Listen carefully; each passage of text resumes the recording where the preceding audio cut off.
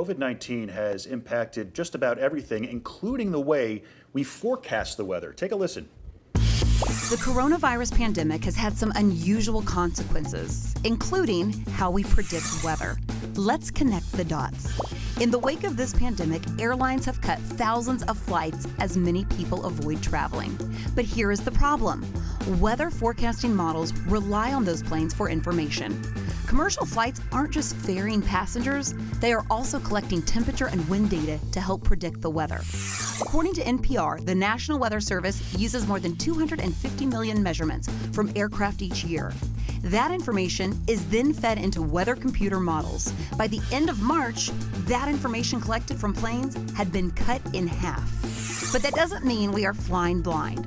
The National Oceanic and Atmospheric Administration says the change won't necessarily lead to less accurate weather forecasting because they have other ways to get this data.